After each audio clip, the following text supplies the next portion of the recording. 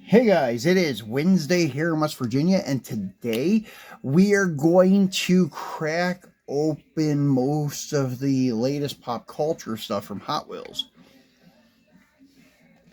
The reason I say most is because one of them we're leaving packaged because they only bought one of it. Some of these I bought doubles of, but this one I only bought one of, and my son wants to keep it for his collection of Deadpool stuff. And he's only 6, but he still likes leaving some stuff in the packages, surprisingly. Usually he is one to open everything, but sometimes we get him like 2 of something and he'll keep them packaged. But this is the only one we have of this one, and he's leaving it carded.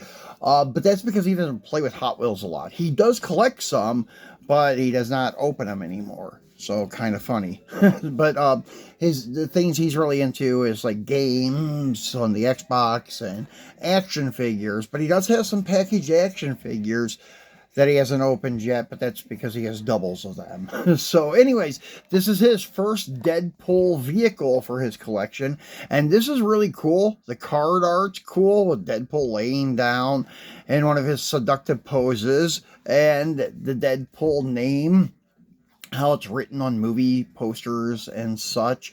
And the background is the newspaper letter cutouts of like it being a ransom letter or something. I haven't really tried to read any parts of it yet, but that's what it reminds me of, is some ransom letter. And you have blood splatter and the Hot Wheels premium pop culture. And this is one thing that they've been doing for a while, but this is the first time I've really got to appreciate it, or at least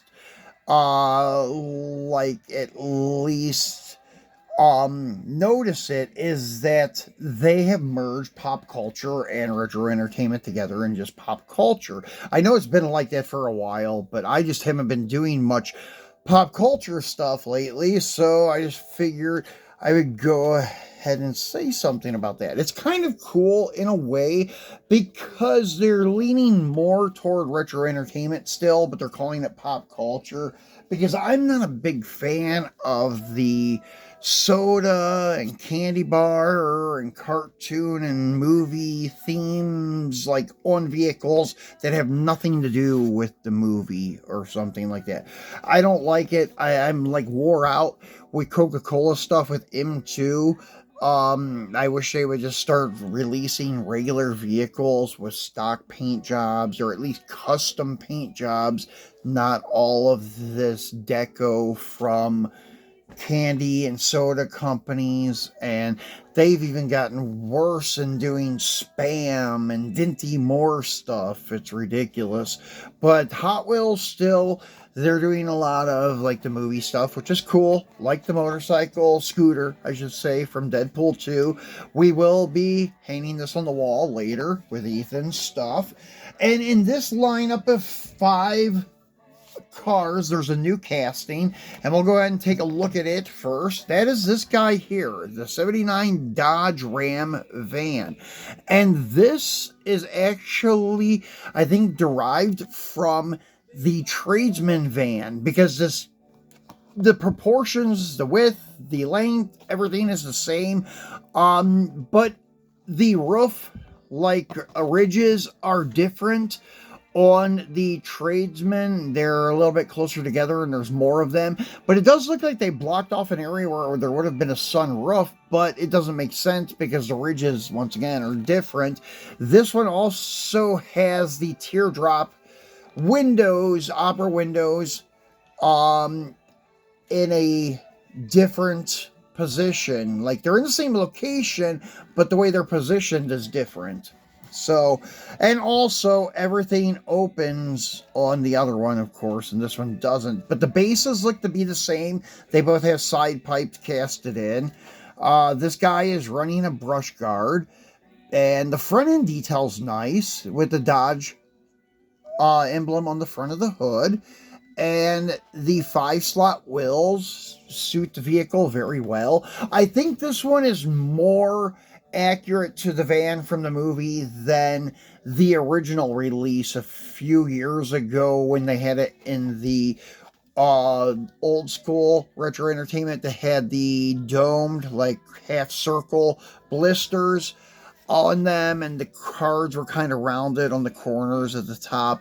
That release had the 77 Dodge van, but it looked good. It was done in a black metallic, and it had the 5-spoke wheels on it. It looked pretty slick. I had one, but I got rid of it like a dummy. I should have kept it, but I wasn't really focused on like collecting vans and such. But now I've started adding some vans to the collection. After I got the Tradesman from Hot Wheels, I started picking up a couple here and there. So this was definitely one I wanted to keep for the collection. And we're not cracking this one, but we do have one that's already cracked. I opened it a while ago. I don't know, a few days ago when we got them. I figured, yeah, I'm going to open this. I want to take a look at it and put it next to the purple one. And I've got the purple one handy, the Tradesman, but it's not out of the case or anything like that. It's still in the case. But as you can see what I mean about the teardrop opera windows, they're positioned a little different on the Ram than what they are the Tradesman. And the Tradesman also has a visor. And once again, the ridges on the roof are different. And the front ends are different, obviously. But I was just saying, like, the overall size of the van and the way it looks, I think they got the main, I guess, dimensions and size from this Tradesman for this guy here. Because the Tradesman was launched way before this guy was. And coming up in like a week or two, the second release of the Tradesman is going to be on RLC if anybody's interested, but it's going to be one of those $37 ripoffs like the latest Mercedes. So I'm not sure I'm going to get it or not. I like the van, but that price is a little bit steep because by the time I buy one, pay the shipping and taxes, it's going to cost almost $50. And I don't know, that van, I was late to the party to get that one, and I paid, I think, like 60 or 70 for it on the secondary market, but that one was worth it. I think that one's numbered too. I'm pretty sure it is.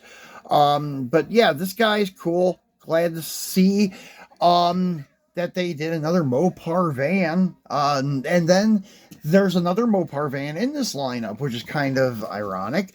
This one's actually pretty cool. It looks like a 70s psychedelic van with all the different colors, the neon colors and the patterns, how they used to do in the 70s paint jobs on lowriders and vans. And the Masters of the Universe fight between He-Man and Skeletor looks like a really cool mural that they would have back then. So it's very like era correct for like a 70s type of custom van, and it's a 66 Dodge A100, which are pretty cool. And when I first glanced at this thing, I thought those were pink flames on the bottom. Now, this is another one that I bought two of, and I'm probably going to sell the second one along with the old school carded one, because I opened these for my collection, and I really don't have any space for carded stuff. But if you look real close on this pink area, these are He-Man and Skeletor swords. I thought they were flames at first looking from far away, but they're actually swords inside those stripes, which is cool. And they did this on the top too in a reverse type of thing. The background up here is dark pink magenta with light pink swords, where it's vice versa here on the sides. And then you have like some other like strobe kind of stripes there, and those angled things, stripes that were popular in the late 70s, early 80s, hence like the 18 van with those angled stripes. So Starsky and Hutch Torino with those hard angles and such on their stripe. So it was a popular thing in the 70s. So this thing looks really cool. As I said, it just looks like a 70s custom van, and that would have been like a mural on it. So it's really cool how they did it. I like the layout and such, and it is very sweet. And this is what Destroyer on the back of it. So it looks really cool, actually. So I don't really buy a lot of vans, as I mentioned before. Excuse me. But both of those look really sweet, so I had to pick them up. And as I said, I picked up extra ones that will probably pop up on my IG or Instagram, maybe even before this video launches. So the next one is the Ford, and this guy has been done, I think, 3 times at least. This is either the 3rd or 4th time this is released, and it first appeared back when they were in the Dome blister. The 48 Ford Super Deluxe, it doesn't even say the year anymore, with all the manure all over it from when Biff hit the cow shit truck and all of it spilled on him and his buddies and such. But this stuff on the older releases used to come off, and you had a nice looking convertible with a red interior. I don't know what it's like under this one, but we're going to crack one open.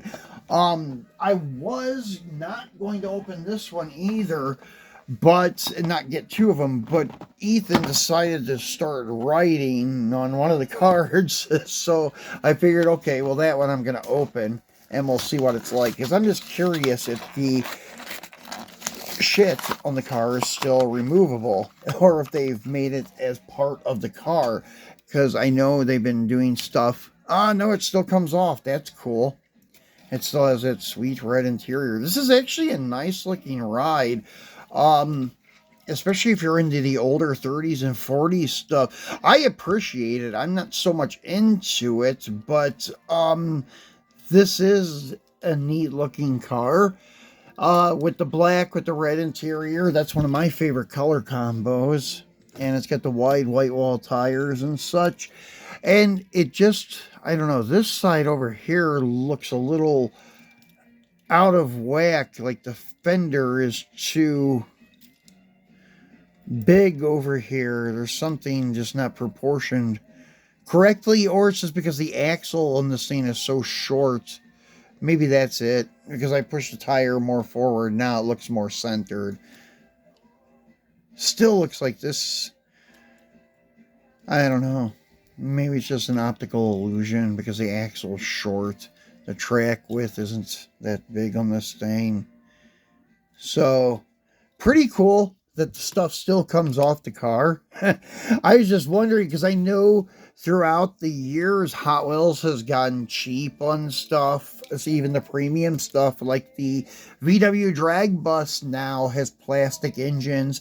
They did that, I don't know, 2 or 3 years ago, switched from the metal engine to the plastic engine. It's still a heavy casting, but not like it used to be. And then throughout the years, they've really ruined the 55 Chevy panel. It used to have a motorcycle in the back of it. Even when it was a mainline release back in 2006, when it first appeared, it had an opening rear door and it had a metal motorcycle that slid out the back.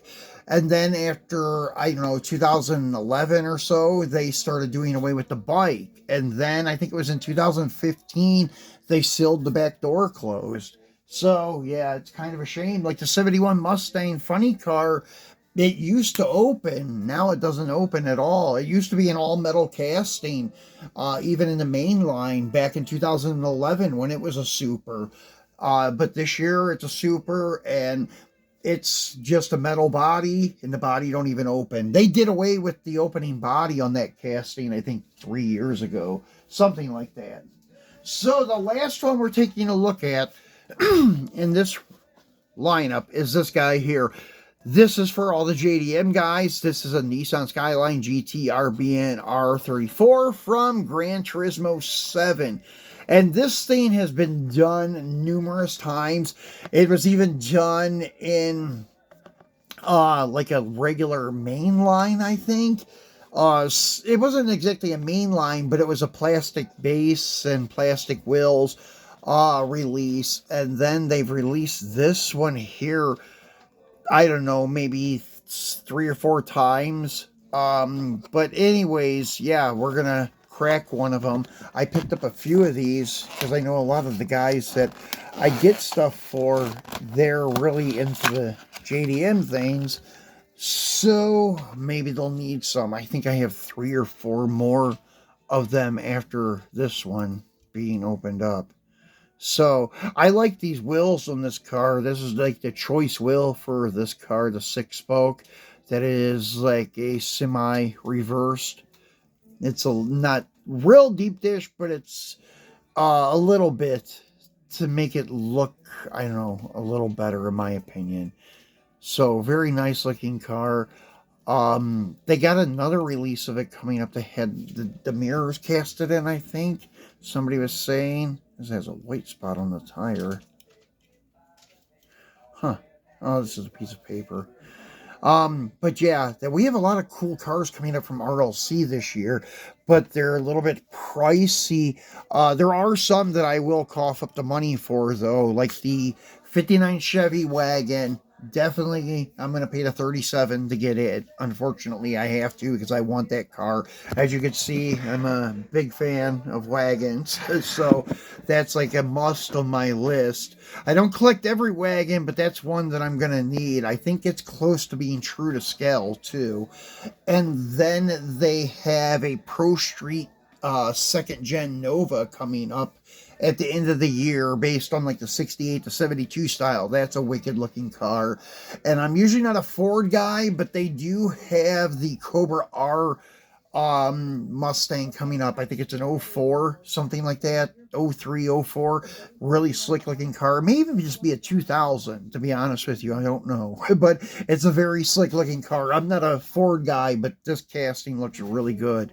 And there was something else coming up that I was excited about. It I think was the Tradesman, but as I said, it's a nice casting and all, but I'm just not that hyped over vans to cough up almost $50 to get it to my door.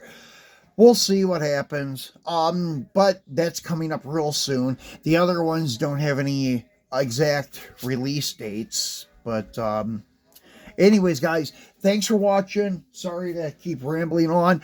I will see you again come Friday for our Free It Friday. So enjoy the rest of your week.